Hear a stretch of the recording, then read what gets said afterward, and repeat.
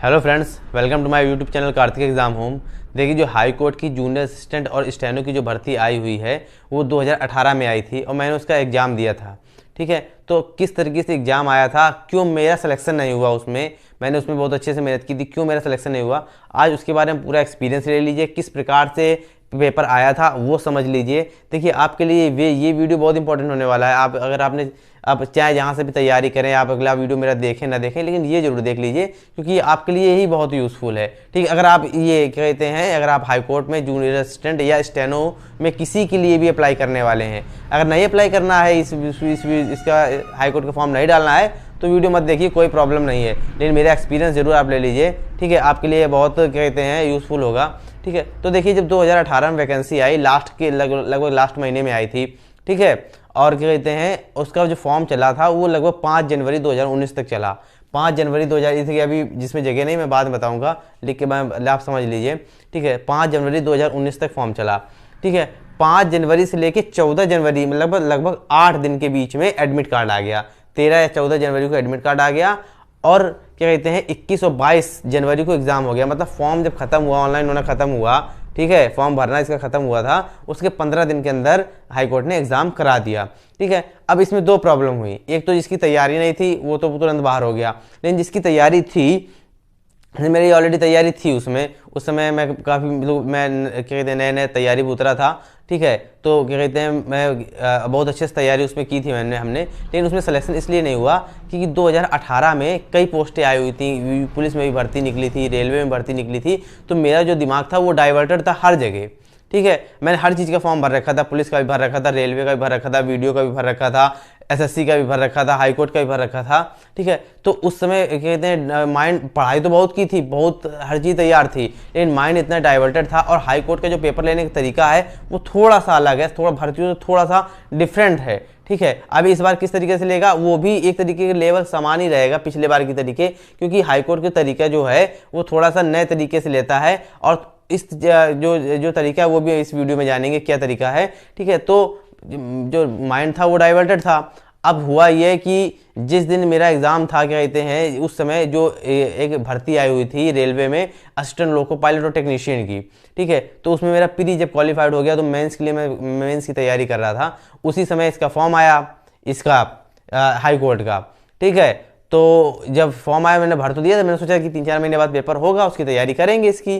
ठीक है, और इसके बाद जब 14 तारीख को एडमिट कार्ड आ गया तो 21-22 को एग्जाम था इसका। 21 को जूनियर असिस्टेंट का, 21 को स्टेनो का था और 22 को जूनियर असिस्टेंट का था। और 24 तारीख को मेरा रेलवे का मेंस एग्जाम लगा हुआ था, assistant loco pilot and technician में रेलवे का मेंस एग्जाम लगा हुआ था। तो हम आधी उसकी तैयारी कर रहे थे, लेकिन जब ये फॉर्म आया तो मुझे लगा यार ये भी देख लें, 2 दिन पहले है ये। ठीक है, तो थोड़ा बहुत हम ये भी देखने लगे, तो ना हम इसमें सेलेक्ट हुए और ना रेलवे में सेलेक्ट हुए। ठीक है, तो इस तरीके से आप ये मैं इसलिए बता रहा हूँ कि आप लोग भी अगर किसी अन्य भर्ती की तैयारी कर रहे हैं, आपने सोच रखा है कि हम उसी में सिलेक्शन मुझे लेना है, तो ठीक है, तो आप इस पर ना ध्यान दीजिए, आप उसी पर ध्यान दीजिए।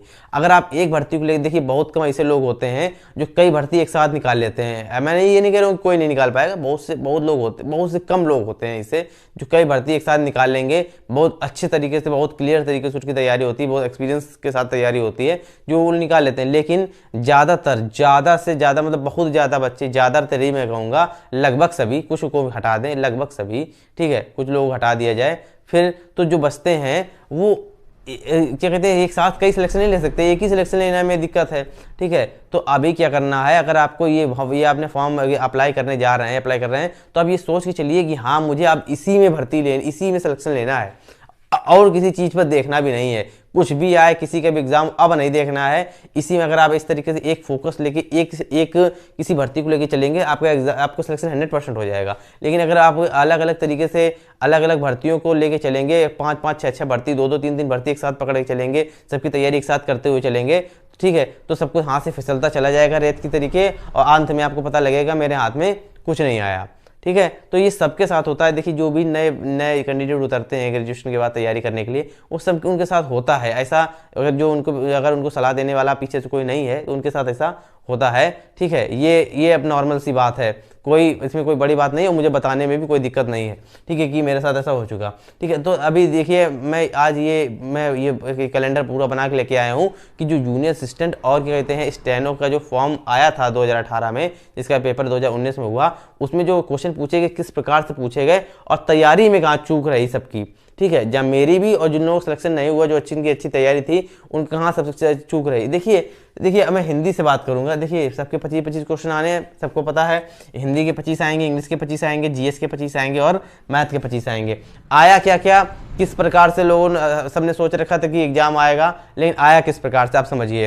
देखिए जब भी कभी हम लोग देखते हैं कि हाँ हिंदी का, इसमें हिंदी आ रही है, किसी सब्जेक्ट में हिंदी आ रही है, ठीक है, तो हम लोग उसमें क्या पढ़ते हैं, रचना पढ़ते हैं, क्या कहते हैं, जो लेखक होते हैं उनके नाम पढ़ते हैं, उनकी क्या कहते हैं किस काल के कौन लेखक है, कौन रचना, ये सब पढ़ते हैं। लेकिन पेपर किस प्रकार से आया, देखिए हाईकोर्ट ने किस प्रकार से पूछा, सबसे कुछ ना कुछ पूछा, हर पार्ट से, जो सिलेबस में था हर पार्ट से कुछ ना कुछ पूछा। ठीक है, और जो पूछा वो ओरल तरीके से पूछा, मतलब इस तरीके से पूछा कि मतलब कोई बहुत अंदर के पार्ट नहीं पूछा, बिल्कुल आप नॉर्मल, मतलब हमारे क्या कहते हैं अगर सामान्य स्तर के से पढ़ाई कर रहे होंगे तो उस लेवल से पूछा इन्होंने कि मतलब आप अंदर ना जाएं, डीपली ना पढ़े जाके, ओरल तरीके से जो पढ़ाई होती हैं, जो चीज़ें समझाई जाती हैं, आपको अगर उतना ही नॉलेज होगा तो आप वो उन्होंने एग्जाम क्लियर कर लिया। लेकिन जैसे मैंने किया या और लोगों ने किया, उन्होंने डीपली तैयारी की, जो तैयारी मतलब इतने अंदर तक तैयारी कर ली कि हाँ इसके इतिहास के अंदर क्या हुआ, अकबर मतलब इस तरीके, मतलब अब अभी मैं आपको किस तरीके से समझाऊं।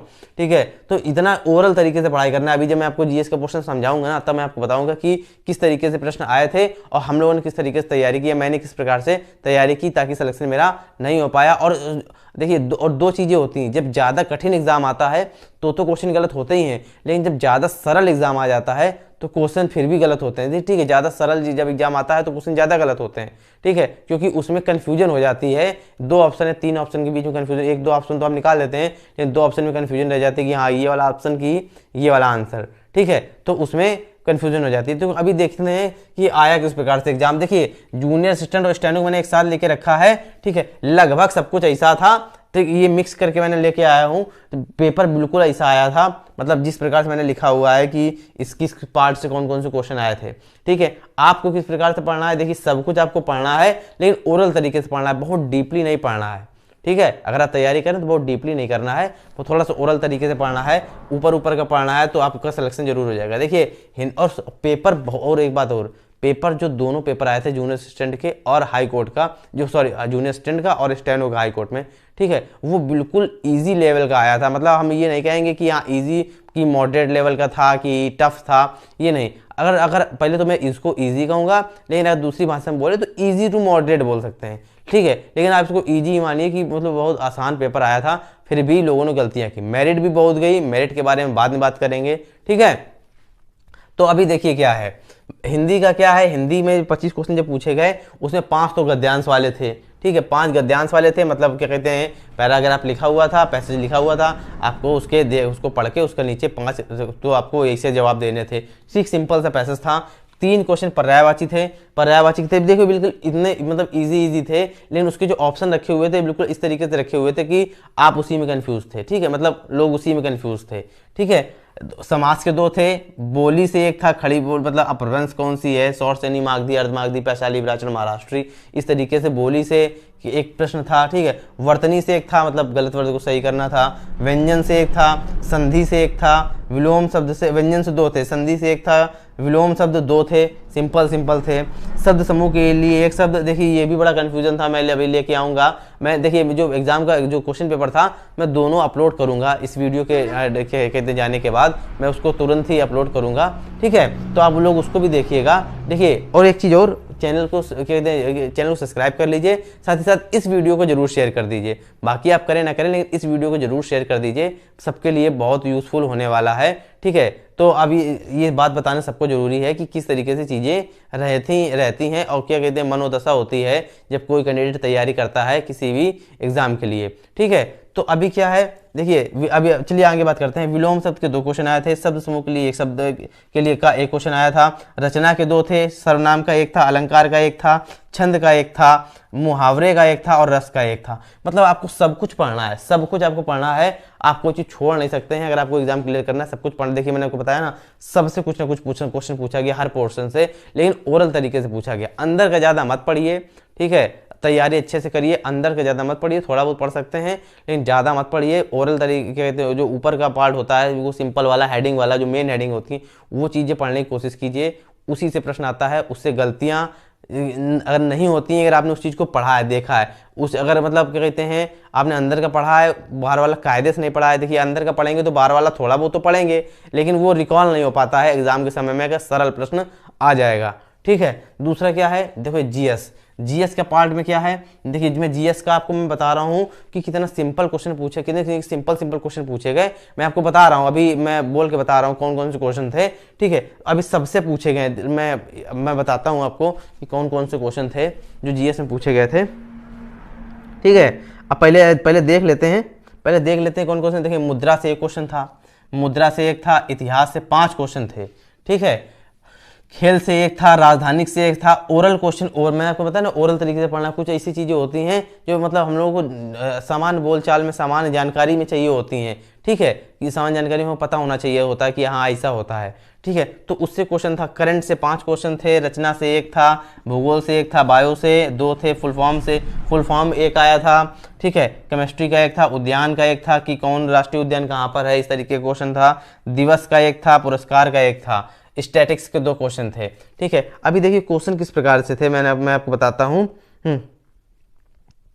जिसे कि जिसे लिखा है, देखिए राजधानी से 1 था, बस उसमें इतना सा पूछा गया था, सेंटियागो कहाँ की राजधानी है, ठीक है, की राजधानी है, समझे, मतलब कहाँ, मतलब किसकी राजधानी है, सेंटियागो जो है तो किस देश की राजधानी है। ये एक सिंपल सा क्वेश्चन पूछा गया था, ठीक है। अभी क्या दूसरा क्वेश्चन भी ये पूछा गया था कि मालगुडी डेज, देखिए नाम आपने सबने सुना होगा, मालगुडी डेज, ठीक है। एक तो टीवी पर पहले सीरियल भी आता था मालगुडी डेज, तो मालगुडी डेज किसकी रचना है, बस ये क्वेश्चन पूछा था। अब आपको रचना नहीं पता होगा, आपको मालगुडी डेज आपने हजारों बार नाम सुना होगा, ठीक है, सैकड़ों बार सुना होगा, लेकिन उसके रचनाकार कौन है वो आपको नहीं पता होगा। तो इस प्रकार से ये इसी को ओरल प्रश्न कहते हैं, ठीक है। मतलब है तो एक तरीके से ये लेखक पर आधारित कि किसके ये रचना किसकी है, लेकिन एक तरीके से ओरल प्रश्न भी बनता है जाके, ठीक है। और दूसरा क्वेश्चन इस तरीके से था कि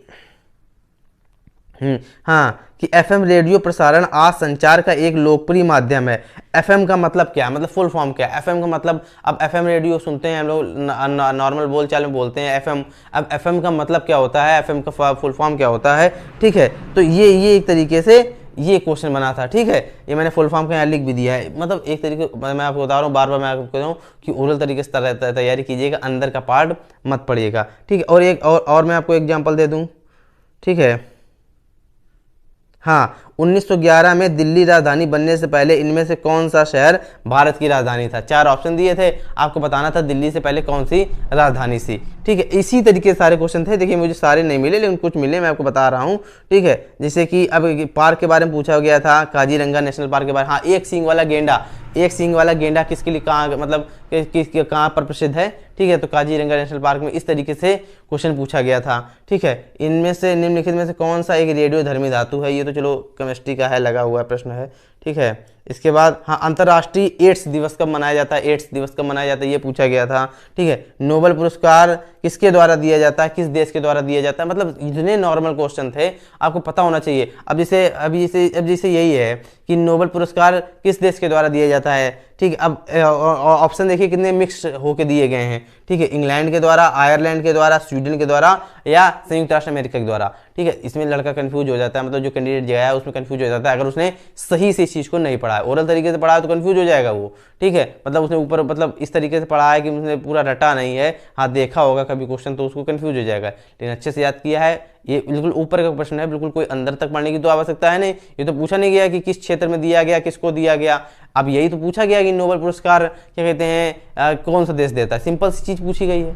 नोबेल पुरस्कार के अंदर किसको, कौन से शहर में, कौन से किस फील्ड में मिला, किस क्षेत्र में मिला, किसको मिला, 2019 में 20 में किसको मिला, ये सब नहीं पूछा गया उसमें, ठीक है। लेकिन उसमें सिंपल सी बात पूछेगी किस देश के द्वारा दिया जाता है, फिर भी उसमें कन्फ्यूजन हो गई लोगों को, ठीक है। तो इस प्रकार से जीएस में क्वेश्चन आए। इसके बाद चलिए इंग्लिश की बात कर लेते हैं। इंग्लिश में किस प्रकार से क्वेश्चन थे, देखिए इंग्लिश का थोड़ा सा क्वेश्चन जो पोर्शन था वो सरल था मैथ के मुकाबले। मैं यहाँ पर आपको ये बता दूं कि 3 पोर्शन तो बिल्कुल सरल सरल आए थे, लेकिन मैथ जो थी, मैथ का जो पोर्शन था, देखिए मेरी मैथ अच्छी है, लेकिन कहते हैं जब मैंने वहाँ पर जब मैं एग्जाम दे के आया, मैंने रिकॉल किया कि मेरे कितने सही हुए, तो पता लगा उसमें सिर्फ 13 सही हुए, ठीक है, 25 में से, ठीक है। बल्कि मेरी मैथ वैसे बहुत अच्छी है, लेकिन कहाँ गलती हो गई अब ये समझते हैं। पहले इंग्लिश का सवाल लेते हैं। करेक्ट मीनिंग कितनी आई, 2। करेक्ट मीनिंग से 2 क्वेश्चन थे, क्लोज टेस्ट से 3 थे, फिल इन द ब्लैंक से 3 थे, रॉन्ग वर्ड थे 3, और मतलब 1 वर्ड सब्स्टिट्यूशन में, OWS का मतलब 1 वर्ड सब्स्टिट्यूशन से थे 2, एरर से थे 4, एक्टिव पैसिव से थे 1, डायरेक्ट इनडायरेक्ट से 1 था, सिनोनियम से 1 था, एंटोनियम से 1 था, इम्प्रूवमेंट से 2 थे, प्लूरल फॉर्म से 2 थे, और फेस रिप्लेसमेंट से 2 थे। देखिए इंग्लिश में क्या हुआ, इंग्लिश में क्या होता है कि जब लोग तैयारी करते हैं तो 3-4 चीज़ रटते हैं। क्या क्या रटते हैं, एक एंटोनिम सिनोनिम रटते रहते हैं, एक 1 वर्ड सब्स्टिट्यूशन रटते रहते हैं, 1 वर्ड सब्स्टिट्यूशन रटते रहते हैं। इसके बाद और क्या कहते हैं एंटोनिम्स, और क्या कहते हैं डायरेक्ट इनडायरेक्ट, और क्या कहते हैं एक्टिव पैसिव पढ़ लेते हैं, और क्या कहते हैं, और लगभग कुछ नहीं पढ़ते, ठीक है। बहुत ज़्यादा देखा गया तो हम लोग क्या कहते हैं करेक्ट मीनिंग पढ़ लेते हैं, ठीक है। तो हम इससे एग्ज़ाम नहीं क्लियर होना है, ठीक है। अंदर थोड़ा इसमें थोड़ा सा ये पढ़ना पड़ेगा, क्लोज टेस्ट क्या होता है, noun pronoun adjective word preposition conjunction interjection सभी को रूल पढ़ने होंगे अगर आपको एग्जाम क्लियर करना है, ठीक है। इंग्लिश जो होती है कुछ चीज़ें आप मतलब 25 में से 10 क्वेश्चन तो आप निकाल दीजिए, निकल जाते हैं, जैसे कि एंटोनिम सिनोनिम निकल जाएंगे, ठीक है। और क्या कहते हैं ये जो आता है एक उसमें आता है वो अरेंज द सेंटेंस, शायद मैंने लिखा हुआ है, अरेंज द सेंटेंस लिखा है कि नहीं लिखा है, नहीं लिखा है, इसमें आया था अरेंज द सेंटेंस में लिखना शायद भूल गया हूँ। अरेंज द सेंटेंस आता है वो भी आप कर लेंगे, एक्टिव पैसिव डायरेक्ट इनडायरेक्ट कर लेंगे, ठीक है। और इस मिस स्पेल्ड कर लेंगे, मतलब करेक्ट मीनिंग वो कर लेंगे। बाकी कैसे करेंगे, बाकी क्या करेंगे, बाकी भाई क्लोज टेस्ट आएगा वो कैसे फिल करोगे, ठीक है। प्रीपोजिशन कहते हैं कैसे फिल करोगे, फिल इन द ब्लैंक कैसे फिल करोगे, ठीक है। इंप्रूवमेंट तो कर लोगे, प्लूरल फॉर्म कैसे फिल करोगे, फेस रिप्लेसमेंट जो क्वेश्चन आते हैं वो कैसे फिल करोगे। देखिए ये इंग्लिश का पार्ट आपको अच्छे से पढ़ना पड़ेगा, ठीक है। कहीं ना कहीं पढ़ लीजिए, अगर आपको नहीं आता है यूट्यूब पर भी बहुत चीज़ मिल जाएंगी, वहाँ से भी पढ़ सकते हैं, पढ़ लीजिएगा, सिलेक्शन लेना है तो, ठीक है। इंग्लिश का पार्ट मैंने बता दिया, मैं रियलिटी बता, मतलब एक ही चीज क्लियर है कौन से पोर्शन कितना, कौन से पार्ट से कितना पोर्शन आया था पेपर में 2019 के में जो एग्जाम हुआ था जनवरी में, जूनियर स्टूडेंट और स्टेनो का क्लियर कर दे रहा हूँ, बार बार न बताने पड़े, इस चीज को समझ लीजिए। अच्छा अब आते हैं मैथ की बात करते हैं, जहाँ से लोगों का सिलेक्शन रुक गया, ठीक है। बाकी लोगों ने तो किया, क्वेश्चन किया, जिसकी कुछ गलतियां हुई तो हुई, अलग की बात है, लेकिन सिलेक्शन रुका कहाँ से, कहाँ पर चीज़ें थोड़ी सी कठिन रही, वो रही मैथ के पोर्शन। मैथ के पोर्शन में क्या था, मैथ के पोर्शन में देखिए हाई कोर्ट के एग्जाम में लोगों ने सोचा था कि ज़्यादा तो जो पार्ट होगा वो अर्थमेटिक से होगा ज़्यादातर पार्ट, लेकिन वो ऐसा हुआ नहीं, थोड़ा सा पार्ट थोड़ा सा एडवांस चला गया, मतलब उसको भी अर्थमेटिक के अंदर में ले लेंगे, ठीक है, लेकिन थोड़ा सा एडवांस चला गया। जैसे कि नंबर सिस्टम से 2 क्वेश्चन थे, ये तो चलो ठीक है, प्रॉफिट लॉस से 1 था, अलजेब्रा से 3 थे, थोड़े से कठिन फेस में थे, ठीक है। इंक थोड़ी कम हो रही, चलिए कोई बात नहीं, अभी इंक की जरूरत नहीं है, ठीक है। मेंसुरेशन से भी 3 थे, देखिए क्योंकि देखिए ये मेंसुरेशन वगैरह के क्वेश्चन होते हैं, ये सब फार्मूला बेस्ड होते हैं, नहीं फार्मूला याद है तो आप गए, आप बेकार हो गए, फिर आप तुक्का ही मारो या तो छोड़ो, ठीक है। तो अब ये समझ लीजिए, तो थोड़ा ये फार्मूला बेस्ड प्रश्न आए थे, ठीक है। इसके बाद टेक्नोमेट्री से 3 क्वेश्चन थे, 3 क्वेश्चन, ठीक है। परसेंटेज से 1 था, एलिमेंट्री से, हाँ ये एलिमेंट्री स्टैटिक्स आप ये समझ लीजिए, ये सबको ले गई, सबको इसी ने ले डाला। 5 क्वेश्चन थे इस एलिमेंट्री स्टैटिक्स से, जूनियर असिस्टेंट में भी कस के क्वेश्चन थे और स्टेनो में भी कस के क्वेश्चन थे, जूनियर असिस्टेंट में शायद 6 थे, ठीक है। मैं ओरल तरीके से लिख के लाया हूँ, आप दोनों को 5-5 मान के चलिए, ठीक है। दोनों के लिए मैंने ये जो सेट बनाया, मैंने दोनों के लिए सोच समझ के बनाया हुआ है, ठीक है। बहुत समय लगा इसके लिए, इसको बनाने में, ठीक है। तो एलिमेंट्री के लिए 5 क्वेश्चन थे, स्क्वायर रूट से 2 थे, डायरेक्शन और डिस्टेंस के 2 क्वेश्चन थे, ठीक है। एज कैलकुलेशन से 1 था, एलसीएम एचसीएफ से 1 था, डिस्काउंट से 1 था। तो देखिए कहाँ गलती हो गई, प्रश्न कहाँ फंस गए, 5 क्वेश्चन इसके फंस गए, टेक्नोमेट्री के 3 क्वेश्चन फंस गए, अलजेब्रा के 3 क्वेश्चन फंस गए 11, और मेंसुरेशन के 3 क्वेश्चन फंस गए। 14 क्वेश्चन ये गलत तरीके से लोग फंस गए, जिसकी उम्मीद आने की कम थी कि हाँ 14 में 3-4 तो आ सकते हैं, लेकिन जो 10 क्वेश्चन ज्यादा आ गए, ठीक है। ऐसा 100 लोगों ने सोचा नहीं था कि टेक्नोमेट्रिक क्वेश्चन आएगा, लेकिन वो आ गया, ठीक है। या 1 आता 2 आता, ठीक है। एलिमेंट्री स्टैटिस्टिक्स से 1 आता 2 आता, 5-5 6-6 क्वेश्चन बन गए। तो ये एक थोड़ा सा कन्फ्यूजन रहा, जो 2018 वाला सिलेक्शन लोगों का नहीं हो पाया। जो लोग सिलेक्शन ले सकते थे उनका नहीं हो पाया, ठीक है। तो बहुत से लोग होंगे जिन्होंने हो सकता है दूसरी जगह सिलेक्शन हो गया हो, लेकिन जिनका नहीं हुआ है वो फिर से तैयारी करेंगे ही। जो नए कैंडिडेट हैं वो भी तैयारी करेंगे, ठीक है। तो ये मेरा एक्सपीरियंस था कि किस प्रकार से 2018 में जो वैकेंसी आई थी, जिसका एग्जाम 2019 में हुआ, उसमें सिलेक्शन क्यों नहीं हुआ, ठीक है। तो आपको चीज़ें समझ में आ गई होंगी। देखिए वीडियो थोड़ा सा इंपॉर्टेंट जरूर है। जो लोग नए कैंडिडेट हैं जो अभी तैयारी कर रहे हैं, इसका फॉर्म भरेंगे, उस चीज़ को समझ के चलें, इस तरीके से तैयारी अच्छे से तैयारी करें। जो गलती हमने आपको बताई कि हमने की, वो आप लोग ना दोहराएं, ताकि आपको जो सिलेक्शन है आपको लेने में देर ना हो, ठीक है। बाकी सिलेक्शन तो सबका मतलब होता है, जो लोग तैयारी करते हैं, जो मन से तैयारी करेंगे उनका सिलेक्शन जरूर होता है। बस किसी का देर में होता है, किसी का जल्दी होता है, ठीक है। तो अभी इतना एक्सपीरियंस तो बता दिया है। बाकी वीडियो को शेयर जरूर कर दीजिएगा अगर अच्छा लगा हो। वीडियो को अगर अच्छा लगा हो तो लाइक भी कीजिएगा, शेयर भी कीजिएगा। चैनल को सब्सक्राइब नहीं किया है तो सब्सक्राइब भी कर दीजिएगा। इसी तरीके की इंपॉर्टेंट वीडियो और इंपॉर्टेंस जो अपडेट हैं, जानकारी है सरकारी नौकरी जुड़ी, आपको समय पर मिलती रहेंगी।